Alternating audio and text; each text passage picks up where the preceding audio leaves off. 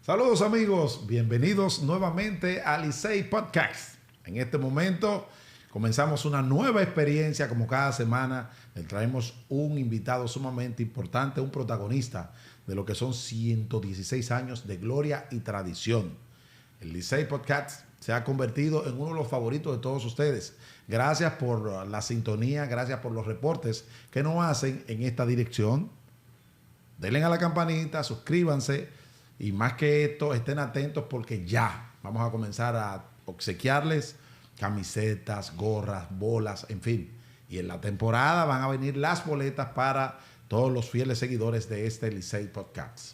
Saludamos en este momento a la parte juvenil, que es Sammy Cabral. Sammy, ¿cómo estás? Todo bien, dándole las gracias a todos aquellos que se conectan con nosotros desde ya y que siempre están activos con nosotros y todo lo que hacemos. El único equipo que se ha mantenido trabajando, dándole contenido a todo el fanático en temporada muerta. Así es, y lo que viene es grande.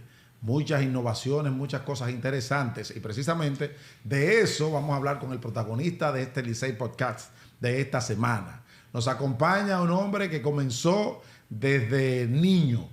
Una camiseta, fue mascota del equipo de los Tigres del Licey, entró a operaciones de béisbol, entró a la directiva, se ha mantenido constantemente dentro de la familia del equipo de los Tigres del Licey. Su abuelo fue presidente del equipo azul, él también fue presidente del equipo, ha ocupado varias posiciones en la directiva del equipo de los Tigres. Un hombre de mucha experiencia, no solamente en su trayectoria dentro de la familia azul. Jugó béisbol. ¿Tú sabías que el hombre jugó béisbol también? No sabía. Sí, jugó tercera base. Pero de eso vamos a hablar. Aquí está en este momento, nos acompaña Miguel Guerra Armenteros con nosotros aquí en este Licey Podcast. Miguel, bienvenido. Bienvenido. Un expresidente ganador del club. Sí. No, pero no te vayas tan rápido. Vamos a hablar de todo eso. Muchas gracias por la invitación y por la iniciativa que han iniciado ustedes con este podcast. La verdad, tengo que hacer una aclaración, así recordándome. Darle un saludo primero a toda la fanaticada de los Tigres del Licey, así como a todos los peloteros que han pasado por esta gloriosa organización y todos los peloteros que he tenido el chance de compartir en su momento, que realmente han dedicado una cantidad de años ahí y con este equipo. Y a la vez eso me trae la memoria de que cuando yo llegué aquí, la Potola estaba aquí. O sea que en términos de años de servicio, como es en Grandes Ligas, yo creo que yo y la Potola somos las personas que tenemos más años de servicio de los activos, sí. Entonces ya usted sabe, la Potola no sé qué brujo que tiene, pero vamos a ver. Es bueno, sí, vamos a ver cómo lo retiramos, pero el hombre no hay forma de sacarlo. Bueno, hay una foto que está la Potola en el 1907. ¿Qué? Yo creo que él estaba en la fundación del equipo. Los fundadores. Tú sabes quién es la Potola, ¿verdad? Vladimir Pérez. Saludos para él, donde quiera que se encuentre. Guerra, hablábamos en principio, en el inicio, de tus raíces aquí en el equipo de los Tigres del Licey y hablamos de tu abuelo, que fue presidente del equipo del Licey. Cuéntame un poco de eso primero. Bueno, de que yo nací o de que tengo uso de razón, básicamente como que había ese sentimiento dentro de la familia y mi abuelo tenía muchos trofeos en su casa del tiempo que había sido jugador de basquetbol de la selección nacional, había participado con el Licey en la directiva, llegó en un momento a ser jugador del Licey, creo que 1 o 2 días, hasta que su mamá le dijo que no lo quería ver ahí, en aquellos tiempos ya eso de la pelota no era, estamos hablando de los años 30 y eso por ahí, que no lo quería volver a ver por ahí. Y nada, fue siempre un gran deportista, está en el Salón de la Fama del básquetbol dominicano, después también participó en golf también y fue selección nacional de golf. O sea, quizás uno por esa parte le dio ese amor y ese vicio por el deporte. Y ya en los años 50, en la etapa romántica, la primera etapa de la pelota, fue presidente de los Tigres Licey en la época de los tanques. Y duró varios años en la directiva del Licey. En aquellos tiempos no era como ahora. En aquellos tiempos y mi abuela me hacía los cuentos de todas las llamadas a medianoche y eso. Y en esa época se jugaba sábado y domingo.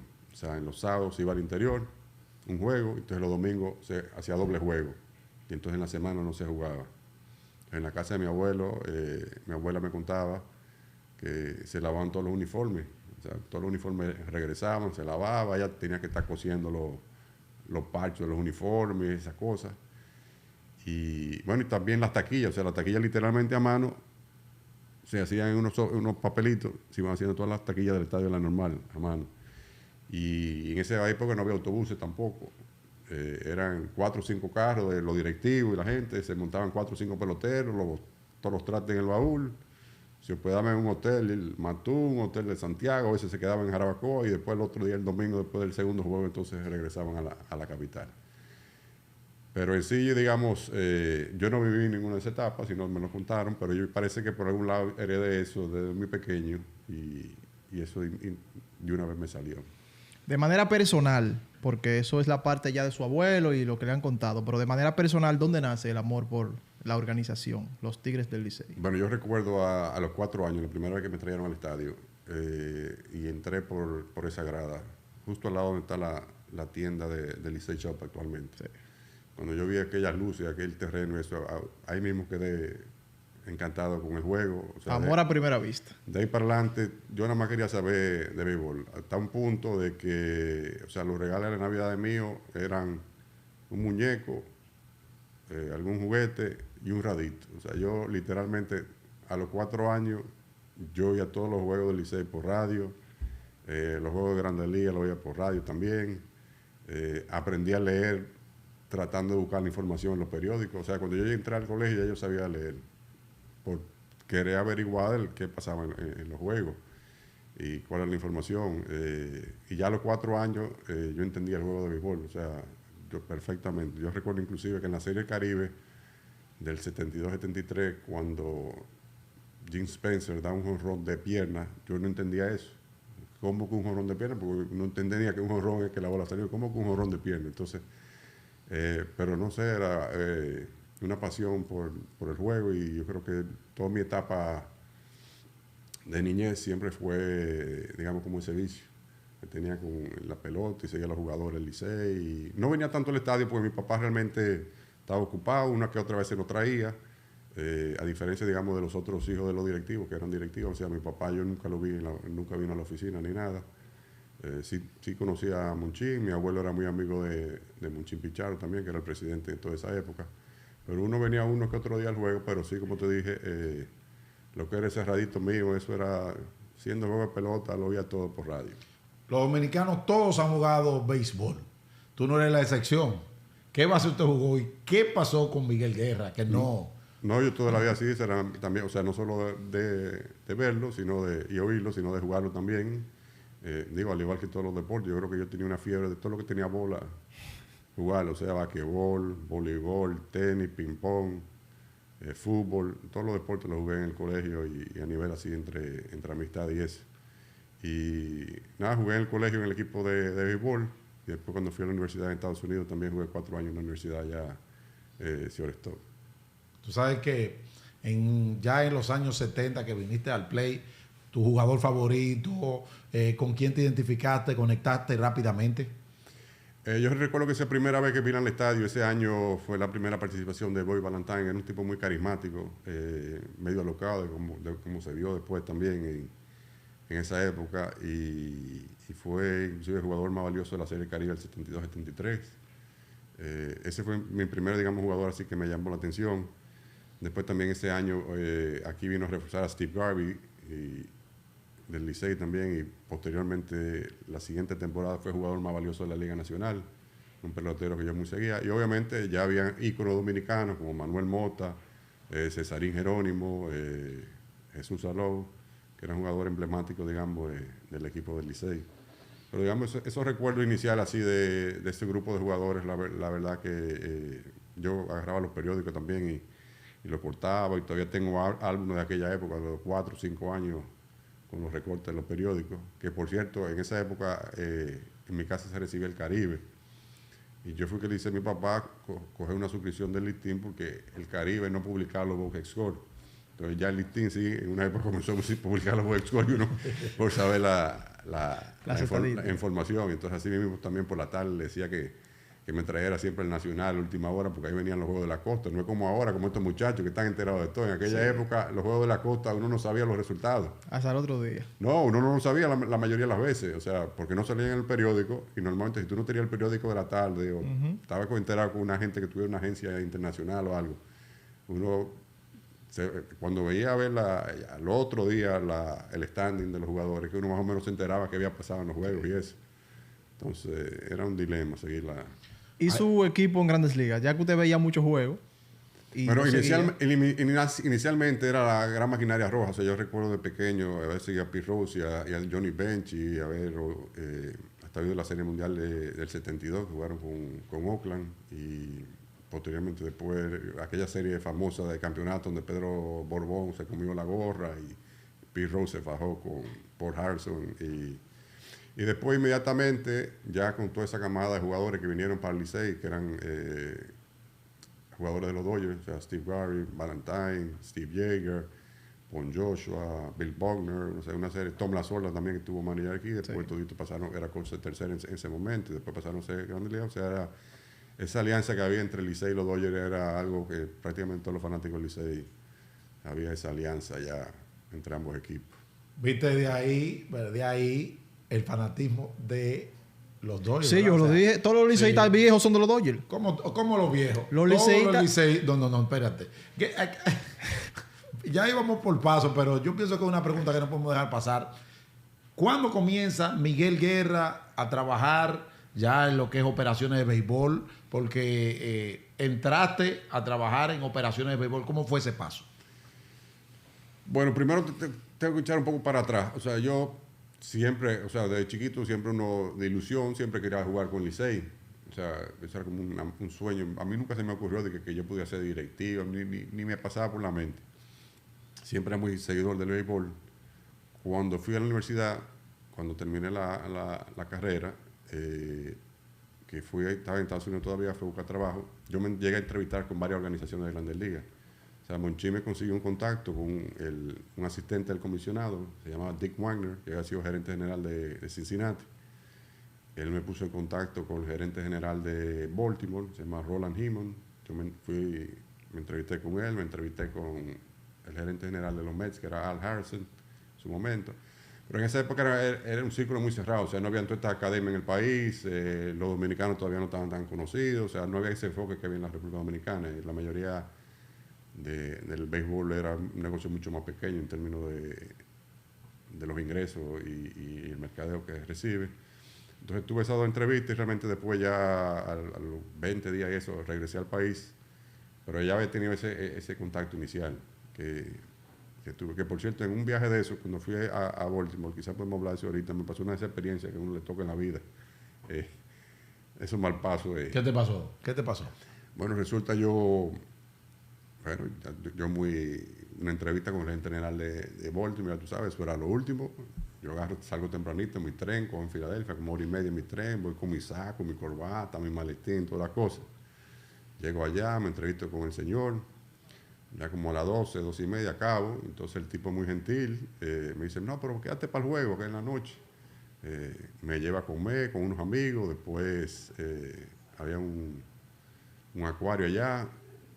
Él tenía unas amistades que se iban a reunir en la tarde, yo visité el acuario y después yo salgo con mis amigos y después regresamos al estadio, efectivamente, fuimos al estadio. Entonces ese día resulta que Cal Ripken dio 2 jonrones y Baltimore hizo muchísimas carreras, entonces el juego se terminó medio tarde y él me dice, déjame llevarte al play, a la estación de tren, porque yo sé que el último tren para Filadelfia sale como a las 10:30 por ahí, pero como Cal Ripken había dado 2 jonrones, cuando iba saliendo del play, todo el mundo lo estaba felicitando, hay mucha chelcha, hay muchas cosas. Yo también estaba ahí de mono con el tipo, ahí gozando y con todos los peloteros. La cuestión que entre los tapones saliendo del play y eso, llegamos a la estación de tren. Y literalmente, cuando yo bajo la escalera de la estación, eso como las 10:15, 10:20. Así como en la película, se ve el tren caminando. Oh my God. El último tren a Filadelfia. Cuando yo hago así, miro, siempre en la estación de tren tiene como un listado. Entonces, nada más quedaba un tren que iba para Washington. Y yo, bueno, quizás irme a Washington a pasar la noche ya. Entonces digo, ¿y qué yo voy a hacer con el maletín ahora? Y dije, no, me toca eso. Entonces me agarré un banco con mi saco, corbata, todo sudado, todo apestoso. Entre toda la gente que limpiaba, todos los vagos y toda la cosa. Y me pasé mi noche a las 7 de la mañana. No me digas. Fue ahí tirado en un banco en la estación de tren al aire libre, ya tú sabes. ¿Y cómo terminó esa entrevista con Baltimore? No, después, ¿Cuál era la expectativa? No, la idea era uno tratar de entrar al negocio, sea como Sí. sea. O sea, uno no... de hecho, ahí algo que... No, un poco me arrepiento, pero... tenía un viaje programado a entrevistarme con O'Malley de los Dodgers. Entonces, en eso Monchín me dijo, no, pero él viene para acá, para República Dominicana, eso. Y nunca vino, nunca me llegué a entrevistar con él. Él casualmente había ido a la misma universidad que yo fui, a Peter O'Malley. Pero nada, en eso consiguió tu trabajo y ya me dediqué a otra cosa. Entonces hago toda esa recapitulación para volver para atrás de cómo entonces yo entro al Licey. ¿Cómo entras al Licey? Sí. Ya, como te dije, ya yo nunca tenía expectativa de jugar al Licey. Estoy trabajando normal. Y en el 2004 por ahí, perdón, en 1994, se hace la remodelación del estadio. Que hizo una remodelación en Santiago, San Pedro y Santiago. Perdón, Santiago, República Dominicana. Santo Domingo y San Pedro. La renovación de los dos estadios. Ese año creo que había elecciones y eso. Y yo revisaba mucho Béisbol América, de las pocas gente que en esa época casi nadie las recibía. Yo siempre la iba y la compraba, después me suscribí. O sea que estaba muy enterado por el gusto que tenía del juego, estaba muy enterado de toda la información de los prospectos de cada organización. Ellos publicaban toda la estadística de Liga Menor de todas las organizaciones. O sea, uno sabía, estaba al día 1 o 2 semanas. Y tenían unos anuncios de unos portavasos que se iban en la parte de atrás de los asientos, de lo que habían instalado aquí. Y yo vine aquí a la directiva del Licey, averigüé con Ramón Naranjo, que estaba en ese momento, gerente general, y estaba un tanque. Después básicamente hablé con Ramón para decirle que estaba interesado, a ver si pudieran poner esos portavasos que permitían uno poner una publicidad dentro del mismo portavasos. Y él comenzamos a hablar y me dijo, pero ven acá, ¿por qué tú no vienes para acá y me ayuda y eso? Y Tancredo en ese momento, que era el papá de Tachi, presidente, me puso de asesor. Y comencé a venir ahí, sin yo tener ninguna expectativa de nada, ni comencé a venir. Me invitaban a todas las reuniones. O sea, yo era el más jovencito. La mayoría de ellos tenían 50, 60 años ya en su momento. Y a estar participando en todas esas reuniones, todos esos chismes, toda esa dinámica. ¿Y qué edad tenía usted en ese momento? Tenía algunos 28, no, 94, no, 23, 24 años. Y nada, así de repente entré. Creo que les recuerdo que estaba casualmente en estos días mencionando que yo pensando que Ramón me ha hecho el gran favor. Ramón dice, porque mira, uno organiza la parte esa de la taquilla y los peloteros y eso. Entonces me puso ese trabajito y ya tú sabes lo que era eso. Uno tiene que estar bregando con esa taquilla y lo que hace Vila ahora. Sí. Con todos los peloteros. Entonces así arranqué yo. Y de esas taquillas, un chisme de una vez, de esas taquillas, ¿cuál era el pelotero que decía, no, mis boletas?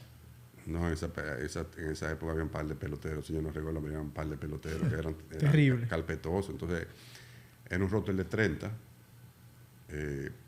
se sacaban 60 taquillas para los peloteros y creo que se agarraban 16 para los coaches. O sea, eran 8 coaches y 2 para cada coach.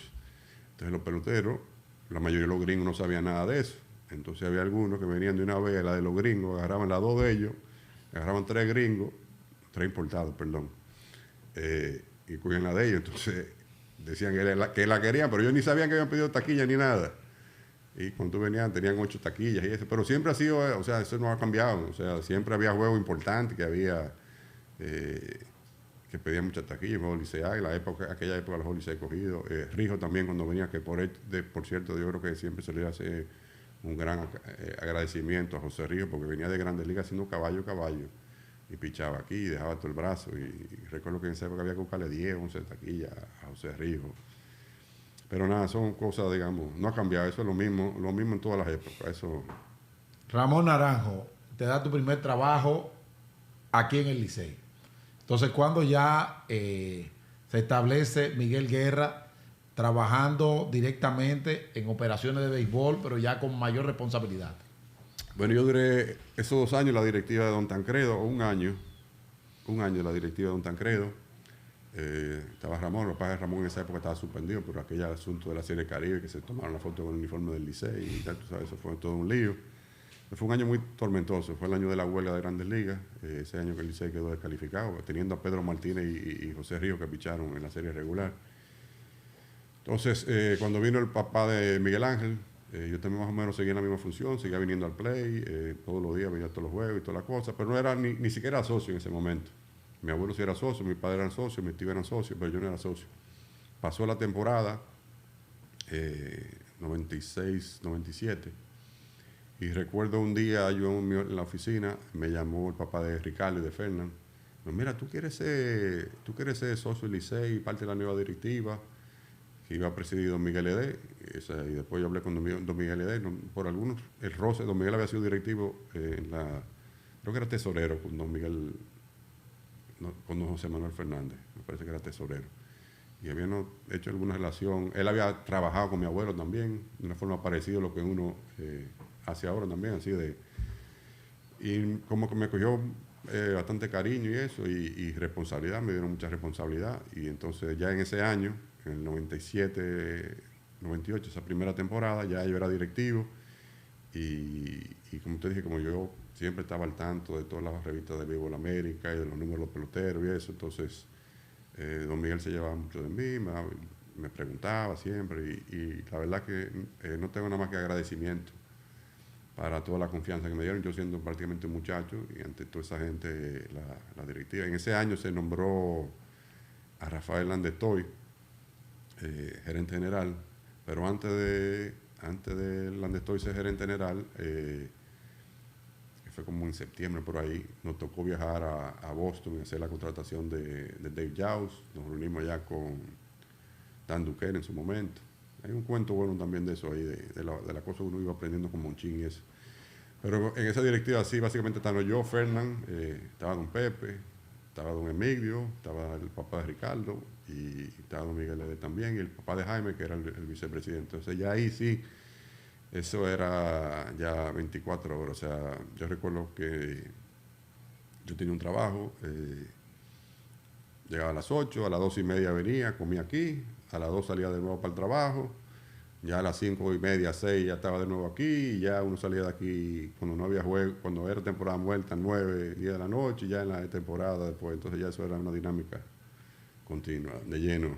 En esa época, ¿cómo era el proceso de las firmas, ya que no existía el draft?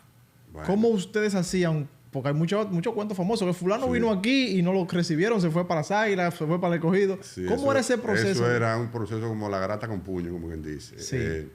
Muy interesante porque mucha gente ahora sabe del draft y muchos de los jóvenes de ahora no saben cómo era. En esa época, el esquema, digamos, del tigueraje, porque en el béisbol siempre existió tigueraje, claro. O sea, uno se hacía en llave de los scouts, de la organización de los scouts. No era tan formal como ahora, no tenían tantas, pero siempre había, cada organización tenía su scout, Pintacola de los marineros, Nestalí Cruz de los piratas, Rafael Ávila. Entonces uno hablaba con ellos y entonces ellos le asignaban los peloteros a uno. Siempre uno le daba su ayudita, le daba su taquilla, su cosa y más o menos así funcionaba. Sí. Por el otro lado, en esa época el escogido sí tenía el asunto bien amarrado porque el escogido, el presidente de la liga de verano era Freddy Hanna. Sí. Entonces él estaba en la directiva del escogido, entonces ellos tenían la primera línea, en primera información, y el amigo de Alfonso, ¿cómo se llama? El que toma las anotaciones. Orlando Díaz. Orlando Díaz también era asesor de don Daniel Aquino y el equipo del escogido, entonces también el escogido en esa época tenía muchísimos prospectos. Pero era un proceso interesante porque entonces, además de eso, parecía uno tenía que revisar todas las publicaciones de Béisbol América, a ver si aparecía un dominicano ahí que tenía ciertos números en Liga Menor. Entonces, agarrar, porque no había computadora ni nada, agarrar las reservas de cada uno del equipo, que en esa época eran más de 200 jugadores, uno a uno. a ver si se estaba inscrito o no. Entonces, caerle atrás a eso, averiguar de qué equipo era, cómo uno podía contactar y eso. Y básicamente era así. La otra forma era, yo recuerdo que un día Joey Fernan, Dave Yao, después fue manager del Licey, trabajaba en la parte de Liga Menores con Boston y Don Elber también. Y entonces, por ejemplo, un sábado, yo, Fernan y Bolívar, el difunto Bolívar, que en paz descanse, fuimos a Consuelo allá. Ese día jugaba Boston. Recuerdo que Juan Cedeño estaba abriendo ese día. Y Fernan fue con su folder, llenó el contrato. Todos los muchachos acabaron, fueron al Holiday Inn, que es donde se quedaban. Y ahí me invitó uno a uno, lo pusimos a firmar todito. Y ese día firmamos a Andy Ramírez, recuerdo. Sí que el Novatino no tenía mucha proyección. En esa época, la gente no lo recuerda, pero quizás en una entrevista él era ambidestro. Y creo que ese día jugó segunda base. O sea, no tenía posición. A partir de ahí, todavía no había escuchado. Hizo el juego de estrella de la Liga de Verano. Todo el mundo comenzó a hablar de él. Y ese muchacho de un día para otro despegó y no lo paró nadie. Qué bien. Entonces, ese era más o menos el proceso. Y a mano era el proceso. O sea, no había computador. Eso era a mano. A mano tampoco. Y aparte de Hanley, ¿qué otro jugador durante ese proceso de salir a buscar talento? Porque eso era que lo hacían. ¿Qué otro talento surgió así en el Licey que se dio a conocer? Hay dos casos, por ejemplo, particularmente que yo tengo recuerdo. Por ejemplo, uno fue Carlos Peña, que no era dominicano. Pero yo en las publicaciones, desde que él estaba jugando en la liga Cape Cod, que es la mejor liga de universitario, comencé a seguirlo y eso, y vi que los papás eran dominicanos y toda la cosa. Nosotros comenzamos a caerle atrás, sobre todo Fernan. Yo le decía, Fernan, mira, ese muchacho va a ser una estrella, caerle atrás. Y Fernan comenzaba Fernan y José tenían el programa de Deportes en la Cumbre, que transmitían y tenían los derechos de Grandes Ligas. Entonces, que tenía esa representación aquí era Fernando Cusa. Y gracias a Dios, Fernando Cusa era el agente de él. Y Fernan llamando a Fernando Cusa y Fernando Cusa. Entonces, el papá era de San Francisco y tenía unos amigos que eran de San Francisco. Y él juraba que lo quería inscribir para los Gigantes de San Francisco. Pero gracias a Dios, entre Fernan y Fernando Cusa lo lograron convencer. Vino el papá, vino la familia y toda la cosa. Y así llegó Carlos Peña al Licey. El otro caso, que esto ya me duele. Digo, no me duele porque quizás no sé lo que hubiese pasado. Pero yo recuerdo que el Landestoy nos recomienda... Mira, hay un muchacho ahí en clase A de San Luis, se llama Albert Pujol, que es muy talentoso y habla muy bien. El draft iba a entrar ya ese año, ¿verdad? Yo recuerdo, conseguí el teléfono de la casa. Yo llamo a la casa, lo coge una señora y eso. Y yo, mira, yo quiero hablar con Albert Pujols. Y dice ella, no, él está para el gimnasio. Y yo le digo, mira, ¿y como a qué hora yo lo puedo llamar mañana? Y él dice, no, mañana yo voy a dar la luz. Y ahí mismo yo borré todo. O sea, ni le di seguimiento a eso, ni nada. Entonces digo, yo no sé si quizás no hubiese filmado, quizás no hubiese jugado aquí, pero como que me quedé como ese pinita que nunca le di seguimiento a eso. Y nada, o sea que tuvo que el día que nació el primer hijo de Albert Pujols, la noche antes, yo llamé allá a la casa. Detrás de Albert Pujols. En la época se habla de que Miguel Tejada vino a jugar al Licey, de que Tony Batista vino a jugar al Licey. Luis Polonia. Y que en esa época ya tú estabas... Cuando Luis Polonia no. Cuando Tony Batista sí. Ese año yo recuerdo, fue el primer año, creo que fue cuando Ramón Naranjo. Tony Batista como que venía, no venía. Y era prospecto ya. Pero entonces así surgió el cambio. El Licey no tenía centerfield, ya había terminado esa época, entonces se cambió por Manny Martínez, que tampoco quería jugar con las Águilas, siempre era como Manny Martínez, Rafael Roque, y creo que el Licey dio a Tony Batista y a Darío Vera o a José Parra, uno de esos dos. Darío Vera fue. Darío Vera dio en ese cambio. O sea, como que había... y mira que el Licey en esa época tenía un acuerdo con Oakland. Había tenido un acuerdo, perdón, yo creo que eso fue cuando Eddie Toledo que se hizo ese cambio. Sí, porque anterior a eso el Licey tenía un acuerdo con Oakland, que fue por donde habían sido. Y supuestamente, eso me lo comentó una gente de Oakland, después que nosotros teníamos el acuerdo con ellos, que no rompimos, sino se dejó porque el manager que vino, que ganó con el Licey en el 93-94, Casey Parsons, había sido de AAA de Oakland. Supuestamente ellos a Miguel Tejada no nos lo asignaron a nosotros por ese cambio que se hizo con Tony Batista. Esta es la versión que yo digo, pero no recuerdo que Miguel Tejada haya venido aquí y normalmente nosotros no rechazamos los peloteros porque era un asunto de cuando uno tiene un chinchorro, era firmar la mayor cantidad de peloteros que se pudieran o sea, yo no recuerdo de casos de que no, que fulano vino por aquí y el Licey no lo firmó. Eso no, por lo menos no recuerdo así de ninguno que me viene a la mente. Bueno, Guerra, vamos avanzando y con hablar contigo hay muchas cosas ricas que pudieran quedarse en el camino, porque hay que hablar de la época del equipito. 1999. No, realmente el equipito, volvemos a ese mismo proceso. Surge en el 97-98. Digamos, para poner un poco la cosa en contexto, por ejemplo, en los 90 había mucho tumulto político en el país. O sea, en el 90 hubo supuestamente el fraude, muchísima inflación en ese año. En el 94 hubo aquella vez que hubo que hacer el acuerdo nacional entre el PRD y el Partido Reformista, elecciones que no, y el gobierno de los 2 años. En el 96 también en segunda vuelta y que entra Noel. En el sector empresarial como que había mucha Turbulencia y como mucha, o sea, la pelota no estaba en sus mejores momentos. Nosotros habíamos firmado un contrato con una persona de publicidad, que en aquella época eran como 6 millones de pesos, y el último año ese contrato no lo cumplió. O sea, cuando le tocó salir el papá de Miguel Ángel, el Licey estaba en una situación muy incómoda, porque no se cumplió el contrato de contabilidad, de comercialización. Entonces, cuando esa nueva directiva cogió, o sea, al principio de eso, era el mismo presidente, o sea, hacía los cheques de comprar los bates, los cheques de comprar la pelota, uno tenía que hacer, o sea, todos esos viajes que uno hacía de seguimiento de la Confederación del Caribe, eso lo pagaba uno mismo. Y entonces, dentro de todo ese programa de ahorro, el Licey tuvo que salir de Félix José, y no porque estaba acabado, sino que Félix José, a partir de ahí fue que dio muchos honrones. Gilberto Reyes, una que otra figura quizás no me vienen a la mente. Y se decidió entonces, vámonos con estos muchachos jóvenes. Se hizo una especie de reestructuración. Reestructuración de muchachos jóvenes, bueno, que nunca habían jugado aquí prácticamente. O sea, Luis Castillo, Rolly Melial casi no había jugado aquí. El Cior iniciando ese año era David Cruz, que venía de Grandes Ligas, pero tampoco había jugado aquí. Teníamos también muchos lanzadores jóvenes que arrancaron. Entonces... de Ángelo Novatico. De Ángelo todavía ese año jugó poco. Sí. Ese año creo que Cristian Guzmán jugó más.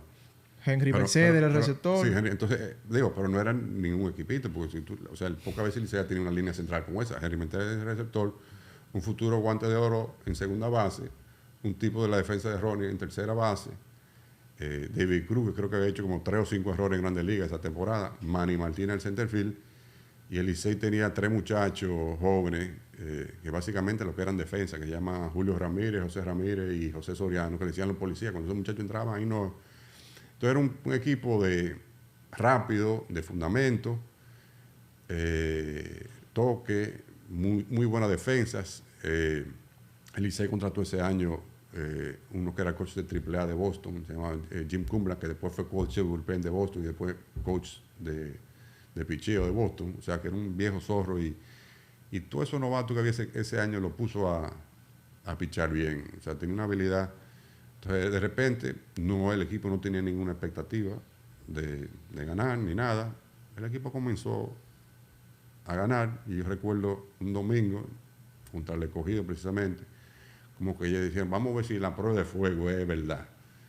Y el Licey ese día acabó con el escogido. Entonces, al otro día, hay que darle mucho crédito a Biembo, porque no solo fue los menores, ni los menores, ni los temores, y el equipito, los 3 fue Biembo.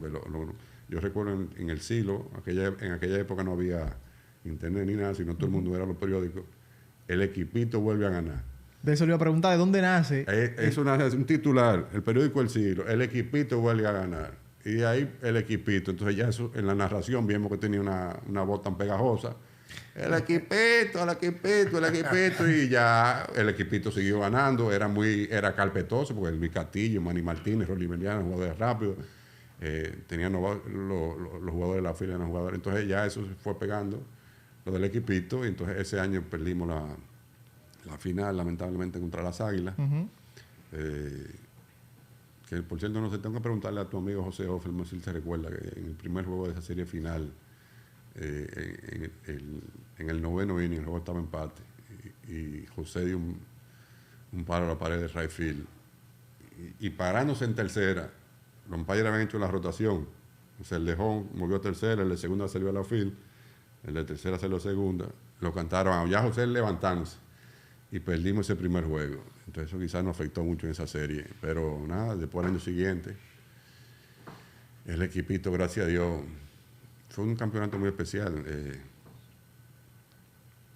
famoso equipito. Influyó mucho esa espina de haber perdido el año anterior a venir entonces... Ya no, lo que pasa es que el primer año era novatico, o sea, con mucha hambre, muchos jugadores buenos. Pero el segundo año ya su equipo ya tenía más experiencia. Yo creo que ese año, digamos, pasaron también cosas circunstanciales, porque nosotros en la serie regular no llegamos primero. Ese año había ocurrido el ciclón George. Sí. Entonces nada más se jugó con 4 equipos. El Licey quedó en tercero, entonces las Águilas quedaron en segundo y nos tocó jugar una semifinal con las Águilas. Que yo digo que algo de proveniencia, porque el Escogido y las Águilas terminaron empate en la serie regular. Y el Escogido tuvieron como un juego extra y el Escogido lo ganó. Y las Águilas ese año, Adrián Beltré, Miguel Tejada y Luis Polonia estaban medio lesionados cuando nosotros lo agarramos en la serie semifinal. Ganamos la serie final y después entonces, ya aquella final fue una final épica. Aquí tenemos el trofeo. Sí. El famoso trofeo del equipito que Manuel Aybar dijo. Ellos se comunicaban, ellos tenían un juego donde muy alegre, pero que ellos mismos en ocasiones tomaban las decisiones independientemente de cualquier cosa. Por cierto, mira, quiero hacer una aclaración. Digo, no una aclaración, sino una acotación de la entrevista de Manny. Darle agradecimiento porque el año anterior, o sea, el año que vinimos con las Águilas, Manny llegó a pichar en varias ocasiones, o sea, llegó a lanzar en varias ocasiones que no tenía permiso de los Cardenales. No me digas. Sí. En esa final, tiró un juego, después los Cardenales le llamaron regado y todo, sin ningún permiso, tiró ese primer juego de la final y lo ganamos. Y quizás si él se tiraba otro, pues se nos ganaba, pero Manny hay que sacarle el sombrero. Manny tiró ese juego y el cayó. Pero volviendo a tu pregunta, lo que pasa es que ya Luis Castillo, Ronny Belial, Manny Martínez, ya llevan 2 temporadas en eso. Y entonces ya llegó un momento que siempre algunos dirigentes ya cuando entran los playoffs son un poco más cautelosos, pero ya tenían su forma de juego y ellos dijeron, vamos arriba, nosotros vamos, esta forma de jugar nos vamos a cambiar ahora pero sí había esa leyenda y ya de Yao siempre... Le daba que por cierto, hay una anécdota de esa serie final también. Antes de comenzar, en esos días que estaba comenzando la serie final, hubo un pateador del fútbol americano. En esos días ya viene el Super Bowl, era muy parecido, en enero, por ahí, que falló su primer tiro de campo. O sea, se llama field goal. El field goal, sí. De toda la temporada. En las semifinales antes del Super Bowl pelearon el juego. Y yo recuerdo que estábamos comentando eso con Deya y dijimos, mira, yo creo que eso mismo le va a pasar a Anthony Chago. Y lleva la temporada entera que no hace ninguna carrera. Y en algún momento en estas finales, y mira, así en el momento indicado. Así ocurrió. Guerra, tú has estado... quiero hablar después de lo que fue el Tulilazo y todo lo demás, pero hasta ahí, hasta esa parte del equipito y de Yao y eso, momentos que Guerra dice, mira, para mí esta parte fue vital, esta parte me mostró de qué está mi corazón hecho. Pero lo que pasa es que desde ahí, o sea, hasta ahí. No, lo que pasa es que yo te puedo hablar de campeonato el 2003, 2004, perdón, del 93, 94, el 90, 91, cuando el Licey ganó, de los 3 años que repitieron en los años 80, el campeonato del 80 también que ganamos la Serie del Caribe aquí, el 77 cuando Rico Cardi dio los 5 jonrones. ¿Cuál de esos fue el difícil que no se pensó y se logró? No, o sea, ese año, lo que pasa ya, una cosa es ser fanático, y ya cuando uno está en una directiva, obviamente, para mí todavía ese torneo, ese campeonato del equipito tiene un sabor muy especial, porque ese año hubo el Ciclón George, mi abuelo, que yo tenía una conexión muy de cerca con él, falleció el 28 de octubre, y como que ese día que murió, como me quedé concho, yo hubiese querido como yo poder trabajar en el Licey y poderle dedicar un campeonato. Y la verdad, cuando uno vio cómo ocurrió todo ese juego, el jorrón de Russell Bryan, que por cierto fue con 2 envases, no fue con la base llena, que aquí mucha gente se confunde con eso. Sí. Y de repente, todavía veo así al bullpen y veo a Anthony Chávez saliendo, esa imagen saliendo así del bullpen. En aquella época no había las ampliaciones, sino saliendo del bullpen. Y de repente como transcurrió todo ese inning. O sea, la verdad que uno dice, bueno, ahí parece que hay un papadío o algo que sigue esto. O sea, y fue increíble. Por cierto, ese día me robaron la cartera a mí también. ¿Te carteriaron? Anda. En 2 finales que hemos ganado me han carteriado. No me digas. Sí, yo recuerdo que bajando, ese día robaron más de 15 carteras. Creo que a Ricardo también se la robaron ese día. Bajando para el terreno, entre ese moloto y ese, ahí estaba Lugo bajando, y en eso... Todavía está el video de la transmisión de televisión. Y yo estoy en el box ahí y de repente hago así. Oh. La cartera. La cartera. ¿Tú sabes quién hizo la entrevista en el box? Usted. Yo. Que trabajaba en el Escogido. En el Escogido. En esa época que Enrique Rojas y yo... Luego de haberse acabado el partido. Sí, no, ese fue el último año mío allá en el Escogido. Pero Enrique Rojas y yo trabajábamos en el Escogido en esa época, después del año siguiente. Sí, una transmisión del Escogido que Enrique dice que no lo esperen. Que no lo esperen. No me esperen en mi casa, que yo en una semana voy a... Enrique Rojas, sí. Que por cierto, Franklin también fue de los narradores que abrió ese partido. Sí. Franklin estaba ahí. Sí, de la cadena del Escogido. Miguel. Ya... Pero una aclaración también, en esa época, no como ahora, en esos años del equipito, eso básicamente era entre Rafael Landez, ese último año sobre todo, porque Don Miguel faltó mucho y tenía un problema de salud y eso. Ese último año prácticamente se manejaba era entre Don Pepe, Rafael Landetoy, Fernán y yo. O sea, no era como ahora en estos tiempos que hay un departamento de operaciones, era como una secretaria, una contable, un asistente de operaciones, y era el mismo proceso ahora, los mismos 50 juegos, los mismos 18 juegos de round robin. Bueno, ese año no, hubo una final, pero era el mismo proceso. Había que buscarle taquilla a los peloteros, pasajes de aviones, había que buscar habitaciones del hotel, había que sacarle dieta, todo eso. O sea, que eso eran los verdaderos tiempos difíciles. Ese equipo de menos de 10 personas se encargaba de todo lo de que... 10 personas era mucho menos, eran 4 nada más. Lo que sí no es la comercialización, porque en ese tiempo, digo, y aprovecho la oportunidad para darle su reconocimiento a don Leo Mato, que el béisbol por mucho tiempo tenía cierta ayuda del gobierno, y siempre como que a final de cuentas siempre se iba al gobierno, y desde que él entró aquí a la liga, a duras penas, o sea, se eliminó esa parte. O sea, los equipos poco a poco sí fueron haciendo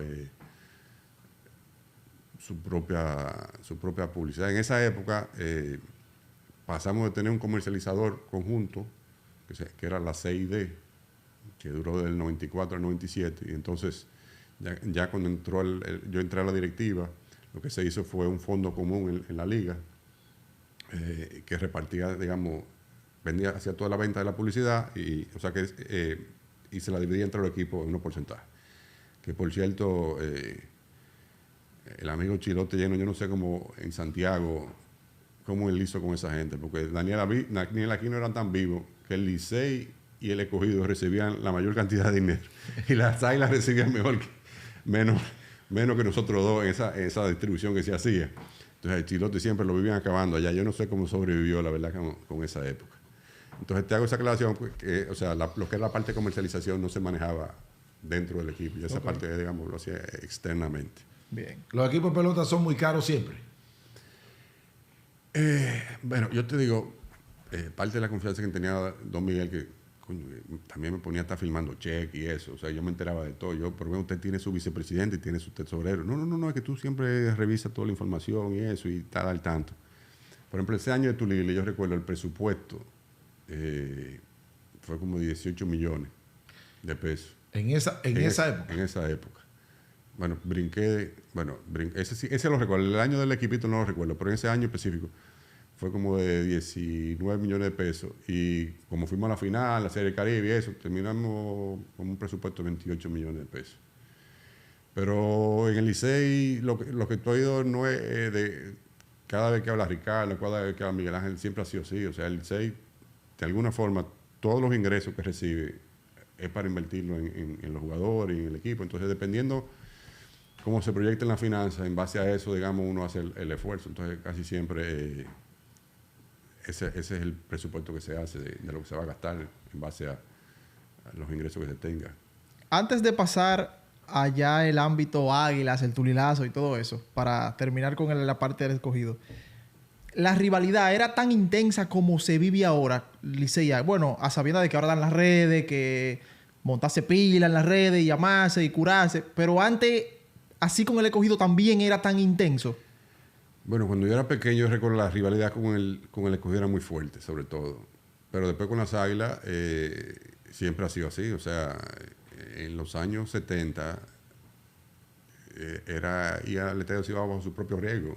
O sea, mientras todos los estadios aquí, bueno, eso ya un poco más allá en los 80 y los 90, así que se prohibieron las botellas, lo que se había era lata.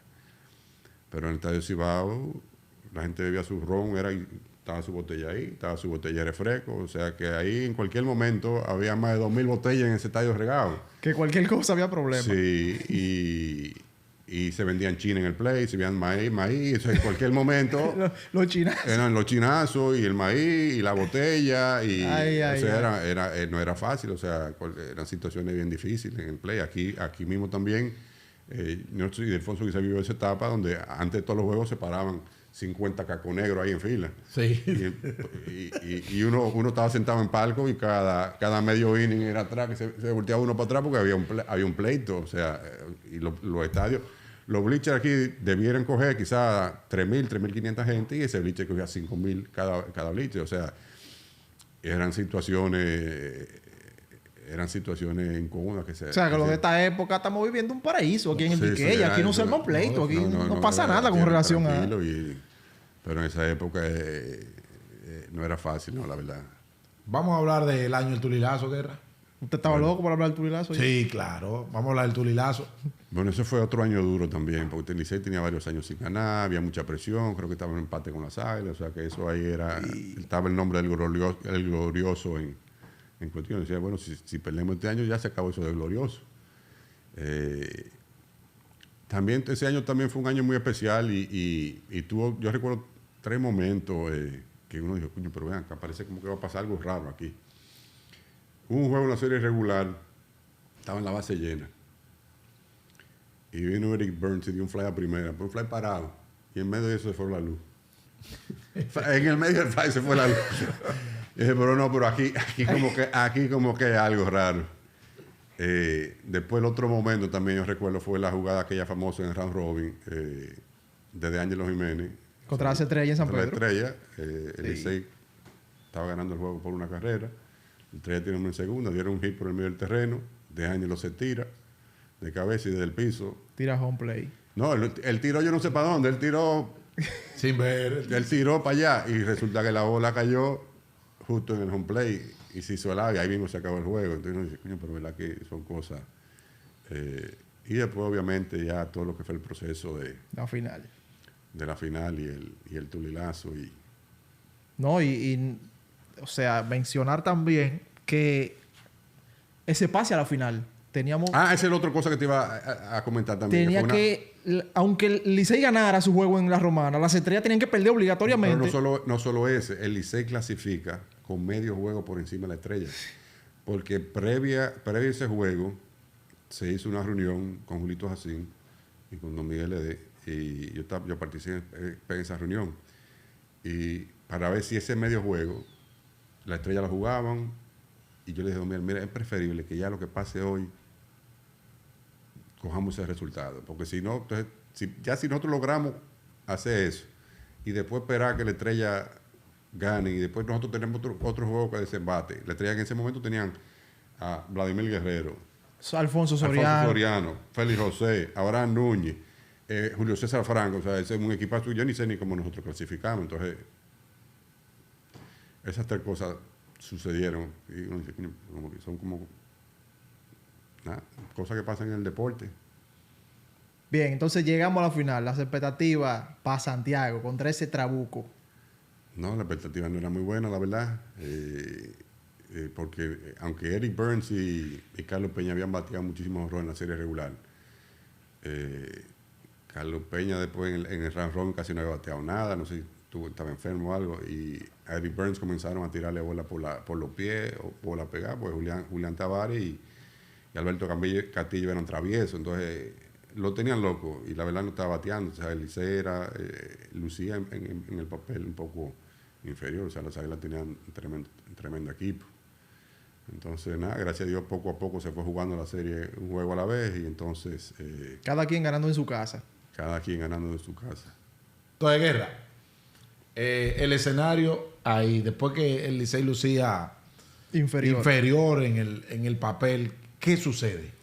Bueno, una aclaración, historia que quiero hacerle, porque todo el mundo básicamente menciona, no, que para el último juego Roque pichó el sexto juego y el séptimo juego no había nadie y Roque tuvo que abrirlo de emergencia y eso, pero la verdad es que el Licey no tenía ni lanzador para el cuarto juego ni lanzador para el sexto juego.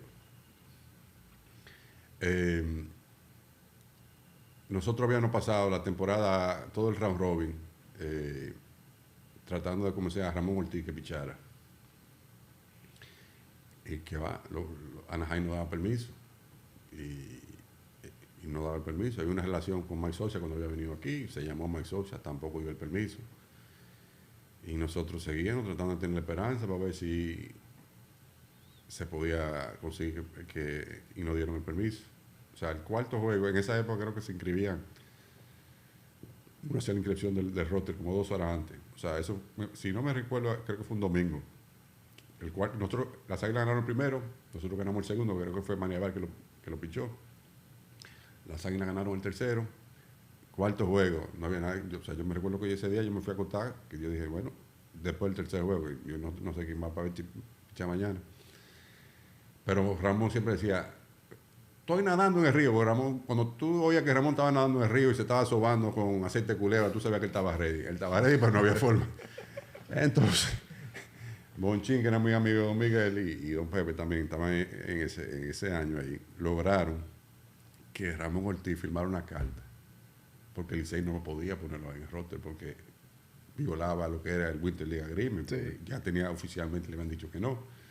Entonces hicieron que Ramón preparó una carta que él quería, que su papá estaba enfermo y que quería ver lo que pichara antes de que él se retirara y eso. Entonces firmó esa carta y con esa carta entonces nosotros lo usamos de especie de escudo como para... Y mientras tanto nosotros iniciamos que el Licey tiene un as de ese día, todos los programas. El Licey tiene un as de más en la manga, el Licey tiene un as de la manga. Las Águilas no sabían quién abrir ese juego. Ese fue el único juego que tiró Ramón Ortiz esa temporada. El único juego. El cuarto aquí. El cuarto aquí. Gracias a Dios tiró 5 o 6 innings, mantuvo las Águilas en ritmo y al final pudimos ganar. 2-2 la serie. Quinto juego, perdemos en Santiago. Sexto juego, lo mismo. Ya hay que ganar 2 juegos consecutivos. Estamos contra la pared. Sexto juego, lo mismo. Teníamos desde round robin tratando de convencer a Juan Carlos Cruz que pichar. No había pichado un juego el año entero. Entonces el mismo relajito de que nosotros no teníamos ningún pitcher, las Águilas no sabían quién era, que una sorpresa, y un cuco y una cosa. Se armó toda esa expectativa. Y en esa época, como te dije, era dos horas antes que uno escribía roto. O sea que no se sabe. Tú tenías esa época a inscribir el contrato y inscribir el roster. Ya ese día lo llegamos a convencer a Juan Carlos Cruz de que pichara y toda la cosa. Él se había mantenido entrenando. Los Chicago como que dio el permiso, no dio el permiso. a la mala pichó también ese juego, pasó lo mismo, tiró 5 6 y por cierto, antes de ese juego, Fernández es testigo de eso y Juan Carlos Cruz también. Julián Tavares lo llama, diciendo que es un ejecutivo de los Cubs, porque no podía pichar. ¿Cómo? Sí, porque había Julián Tavares en el round robin, él era estelar de Grandes Ligas de los Cubs.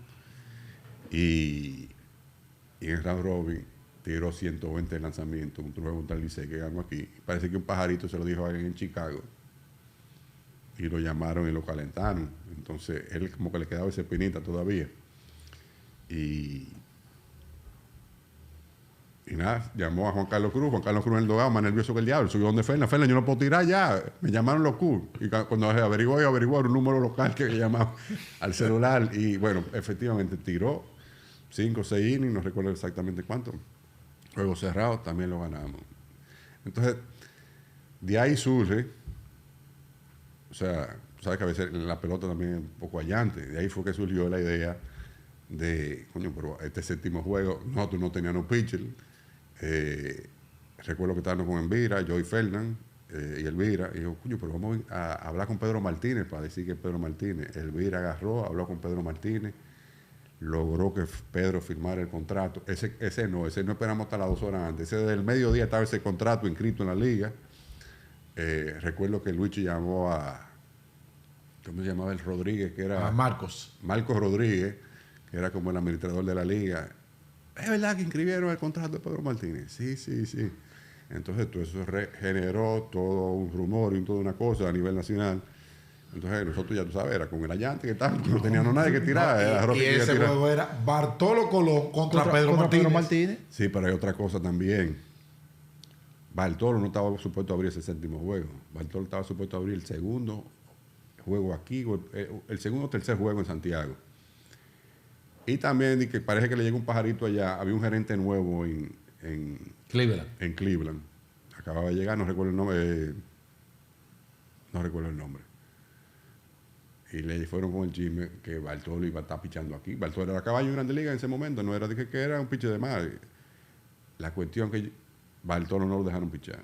Para mí, todavía ese día Bartolo pichó sin ningún permiso. No sé qué se inventaron ese día, pero Bartolo no tenía permiso de pichar. Y pichó ahí. Y eso yo creo que al final tuvo que ver el resultado del juego, porque si Bartolo hubiese estado preparado y no hubiese habido toda esa incertidumbre, no tiene que esperar hasta el último día. Y fíjate que ese día un tipo de sumo control tiró 3, 4, 5 innings muy buenos y de repente hubo un inning que ya llenó la base a base por bola. Se cansó y eso. Entonces, o sea, él no tenía la preparación que debió haber tenido, porque en su mente yo creo que no estaba supuesto a pichar. Entonces tuvo que y entonces yo creo que eso fue ese pequeño ingredientico ahí que quizás pudo hacer la diferencia en ese juego, más ya la proveniencia, digamos, de todo ese jonrón. Entonces, Pedro Martínez, ¿qué pasó? ¿Se entrega a la liga? A las 12, Elvira, no sé cómo habló tempranito con Pedro Martínez, él firmó el contrato, se entregó el contrato a la liga. O sea, Pedro, en el roster de 30, nosotros perdimos un puesto, o sea, porque tenía a Pedro ese día. Y te voy a dar la confesión, yo creo que no se lo digo a nadie, no se lo he dicho yo a nadie. Los primeros 3 o 4 innings de ese juego, yo me la pasé durmiendo. O sea, yo tenía un explote. ¿Tú no querías ver? No, que tenía un explote tan grande. O sea, era tanta la tensión, como te dije, en esa época uno... ¿No viajó a Santiago ese día? Era el juego de Santiago. Sí, ¿no viajó usted allá? No. Yo recuerdo que vine aquí a la oficina, salí de la oficina como a las 5 o 6 y iba para la oficina y Monchín me dijo, ¿para qué tú vas a coger para allá? ¿Sabes que Monchín era como medio brujo? Y eso, ya Monchín me dijo que no fuera, no fue. Entonces, llegué a mi casa y dije, mira, si nosotros perdemos, o sea, como sea, yo voy a tener que ir allá a firmar todos esos cheques, porque tanto los cheques de toda la nómina, puede ser el último juego, sea como sea. Y ya venía como un cansancio tan prolongado que me acosté con un ratico con una pava y cuando vine allá ya era el tercer inning. Y vi que estaban como perdiendo y dije, bueno, déjame quedarme ahí. Y me enteré que nosotros nos fuimos arriba con la base por unos cacerolazos de unos vecinos. Enfrente, ahí ya así comencé a ver el juego completo. Pero sí son historias que uno vive y recuerdo que la verdad son... Yo no sé, pero Miguel, se me ocurre, mira, hemos tenido una conversación muy amena y no hemos hablado de tu presidencia, campeón, tuviste un año el campeonato y esta nueva directiva, los jóvenes, el relevo, cómo se produjo, fuiste vicepresidente de don Fernandito Ravelo, son muchas cosas que se pueden hablar. Sí, la verdad que sí, porque uno, como te dije, son casi 30 años que tenemos aquí y uno se conoce mucho las interioridades que han pasado y muchas de las cosas que han surgido. Pero sí, ese campeonato... 2013-2014. Yo no sé, en el fondo, digo, te voy a hacer una confesión, en el fondo como que estaba muy tranquilo, que en algún momento que yo cogiera la presidencia como que iba a ganar, porque como que hay como un destino, digo, si yo desde pequeño como que era tan fanático del Licey y como que quizás fue para eso que Dios tenía destinado eso para uno y a veces uno veía la cosa difícil y eso, pero como que tenía como esa tranquilidad en el fondo de que todo iba a salir bien. Y que iban a ganar, pero obviamente nunca es fácil las cosas que ocurren, pero nada, todo salió bien y pudimos ganar ese primer campeonato en mi primer año. Inmediatamente llegué a la directiva. Después, todos esos años, digamos, cuando salió ese grupo de viejos robles, se hizo, digamos, un acuerdo entre todos los muchachos jóvenes de los hijos de expresidentes, familiares. Entonces, digamos, iniciamos con la directiva de don Pepe. Don Pepe duró 6 años, me tocó ser tesorero con él. Después, cuando don Pepe sale, sí que ya como que hacemos un acuerdo formal de que cada uno tenga la oportunidad de ser presidente y que pueda durar 2 años y tener esa... Y al final de cuentas, todos seguimos aquí, nos seguimos apoyando, seguimos trabajando de la mano con todos ellos. Y obviamente este año que acaba de pasar fue un año de ensueño, donde todo salió a pedir de boca. Inclusive de que yo vi ese Hitler, este año como que viene algo raro. Fue como que una señal no, fue un año histórico, la verdad. O sea, pocas temporadas uno puede recordar de que hayan sido tampoco traumáticas en el área del crujado, de los peloteros, también las relaciones. Audo hizo tremendo trabajo con todos los muchachos, a nivel de la presidencia también, en la comunicación que había con el capitán, con los jugadores, la integración, y eso se vio en el terreno. O sea, nosotros muchos juegos vinimos de atrás y pudimos hacer victorias espectaculares. Volviendo a su campeonato 2013-2014, ¿cómo fue el proceso de conformación de ese equipo? ¿Cómo llega Maniata? El manager era Mike Guerrero, creo que fue que empezó esa temporada. Bueno, esa es otra historia también. O sea, ahí había Hubo muchos cambios ese año. Fernando había sido gerente, entonces sentían que tendrían que hacer un cambio. Tenían una pugna con el otro grupo, digamos, que quería coger la directiva del Licey. Entonces, como que sentían que teníamos que hacer como un cambio un poco ya de impacto y que realmente fuera a cambiar, digamos, la profesionalidad del equipo. Entonces, yo un día hablando con un buen amigo de Maniacta, ¿qué tú crees si hacemos eso? Ya Mani había dejado de dirigir, lo que estaba trabajando en ESPN. En vez de coger coach, que entre lo que gana en ESPN y lo que pueda ganar aquí, más o menos compensan lo mismo de ser coach y tiene media temporada tranquilo. Me dije, sí, vamos a hablarlo. Y yo pensaba que él había hablado todo eso con Manny y que ya todo eso estaba resuelto. Y dice, mira, él va a estar aquí en San Pedro con un programa ahí en Impacta Kids y eso. Y llego yo allá, Manny, hola, ¿qué hay? Y Manny por dentro preguntó, ¿qué es esto? Ay, perdón. ¿Qué carajo hace este aquí? Fui yo con Rafa Udo ese día. Pero mientras tanto había esa tensión de los dos grupos y en la prensa y todos los programas, Enriquito y todas las cosas y la vaina. Y entonces, no, Manny, que vamos para tu casa y la cosa. Y Manny, que buscan a esta gente para mi casa. Y yo pensando que él mientras tanto que sabe. Y le digo yo, Manny, ya tú sabes lo que hemos hablado. No, pues yo no sé nada.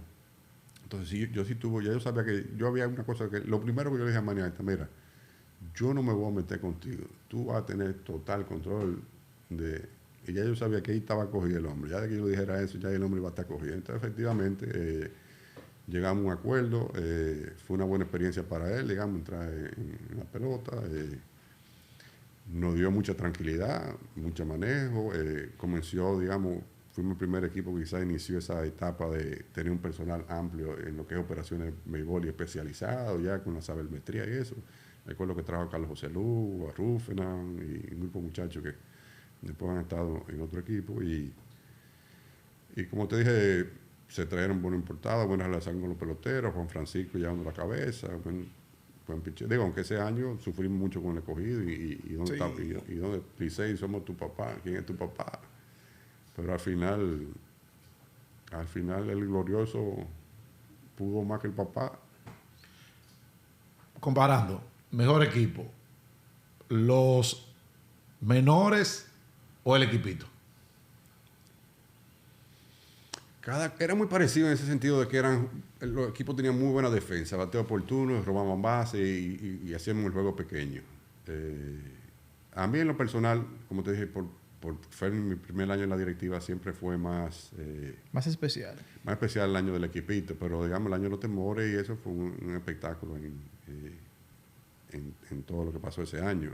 Otra cosa que se me olvidó también comentarte, que el año de Tulile, eso digamos ya en términos general para los seguidores del béisbol, marcó, o sea, después de esa temporada, marcó un antes y un después lo que era la comercialización del béisbol. O sea, a partir de ahí, de ese honrón de Tulile, como que la comercialización volvió a despegar y el béisbol llegó a tener un atractivo, porque los ratings, es probable que ese juego de la final, bueno, toditos se recordarán, esa final paró el país, tiene que haber sido uno de los eventos de más rating. Marcó. Sí, o sea, ya te comenté ahorita que ese 2002 el presupuesto andaba por los 18 millones y ya para esa época, para el 2004 o 2005, que hace un tiempo vi unos números, estaban hablando de 50, 60 millones de pesos. O sea, ese juego le dio un giro completo a lo que es la publicidad y el interés por la parte de comercialización. Pero volviendo al tema de los menores, obviamente fueron años muy especiales. O sea, nosotros fuimos a 6 finales entre los años de Manny como dirigente y la entrada de los menores y después Ronnie Beliar. El Licey fue a 6 finales consecutivas. O sea, no es fácil. O sea, fue un tiempo especial para toda la fanaticada. Entonces, ¿qué tan difícil fue precisamente esa parte de durar 6 finales consecutivas a luego del 2009, el último campeonato, durar tanto tiempo sin volver a una final? 10, 11, 12, 13 y ya en el 14, que usted lo retoma como presidente, se logra ese campeonato. Esos 5 años, ¿qué tan difícil fue para la directiva del Licey? Fueron un poco turbulentos, sí, porque obviamente siempre uno arranca cada temporada queriendo ser campeón. Ciertamente hubo una reestructuración en el equipo, ya se comenzaron a ver los frutos del draft y ya diferentes grupos empresariales también entrando a la liga y ya el balance competitivo que había era mucho más cerrado. O sea, el Licey y las Águilas, digamos, de ser los más agresivos en reclutamiento. Que por cierto, bien estudié una entrevista de Rafael Furcal que decía que Daniel Aquino era muy tacaño en un podcast que hizo. Y la verdad que el escogido, con el talento que tenía, si hubiese tenido, estamos hablando de los años 90, que duró casi como, ¿cuántos años fue que duraron? Como 15, 20, 18 años sin ganar. 18. Sí, 18 si hubiese tenido un presidente tan cariñoso como el amigo Ricardo y con su equipo, el escogido hubiese ganado unos cuantos campeonatos. Entonces, se hizo muy difícil, o sea, o más difícil ya con el balance que había entre todo el equipo, entre todo el talento que se tenía, la parte económica también. Entonces, gracias a Dios pudimos superar y obtener el campeonato. Bueno, mire, Miguel Guerra, queremos invitarle a otro podcast, a otro encuentro con nosotros, porque se ha ido muy rápido el tiempo. No hemos hablado de qué usted considera de los nuevos cambios que se están implementando en el béisbol, de las ampliaciones en el Quisqueya, que las cosas que se están haciendo, las cosas que se van a hacer, las cosas que se proyectan. No hemos hablado de la boletería, no hemos hablado de muchísimos temas que se nos quedan ahí en el tintero. De la agencia libre, de todo eso que hay nuevo en el béisbol. De los anillos. Sí. Son muchas cosas. Está joseando. Muchas cosas. Pero traten de invitar a peloteros, que la gente lo que quiere es ver los peloteros. O sea, uno de vez en cuando puede dar un insight de todas las cosas que se han hecho con los años. Los inicios del internet, la página web del Licey, del canal y todas esas cosas, pero son cosas que uno Sí. Vivencias que uno ha tenido aquí son muchísimas, porque en todos estos años uno ha visto muchas cosas. Bueno, está comprometido públicamente. Bueno, pero no un ratico, después más adelante. Amigos, definitivamente qué entretenido y qué rápido se pasa el tiempo cuando uno está disfrutando.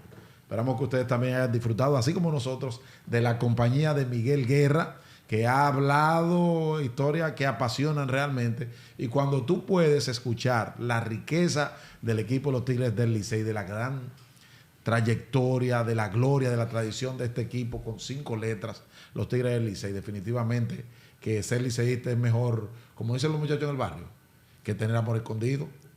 No, y definitivamente un podcast para nosotros los jóvenes, muy educativo, que con muchas anécdotas que nunca se habían escuchado. Sí, que la gente que conocía a Miguel. Sí. Sí, los jóvenes también te conocen que digo, quizás habrán oído eso, pero también hubo una final en los años 80 que hubo que jugar un doble juego para definirla. Y ese doble juego, yo tuve el placer de estar en esa final. No se pudo jugar en Santiago y hubo que jugar doble juego aquí en la capital.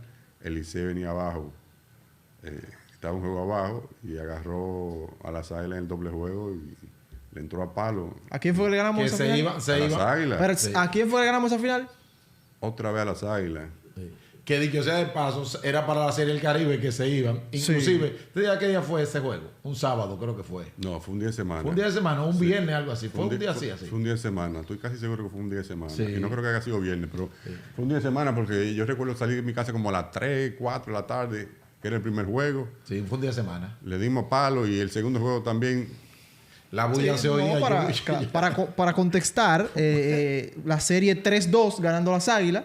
No sé, o sea, por la rapidez de la Serie del Caribe que había que viajar. Hubo varios días de lluvia. Entonces, Sí. me parece que el juego, el sexto juego tocaba aquí o en Santiago, no sé recuerdo cuál. Y entonces hubo que jugar los dos juegos aquí por un acuerdo. El equipo de las Águilas vino con todas sus maletas de Santiago para de aquí marcharse hacia el Caribe. Un solo tenía que quedar aquí en el Quiqueya. Licey ganó el primero, ganó el segundo y tuvieron que volver para Santiago con su maleta. Así es. Amigos, nos seguiremos viendo. Miguel Guerra está comprometido a venir, ¿eh? Bueno, gracias a ustedes y continúen con el buen trabajo. Sí, Un mire, placer. quedó lo de la boletería, quedó lo de la página, quedó lo del internet, quedó lo del canal. Son muchas cosas. Bueno, a las órdenes en cualquier momento. En un futuro lo veremos por aquí. Amigos, nos seguiremos viendo.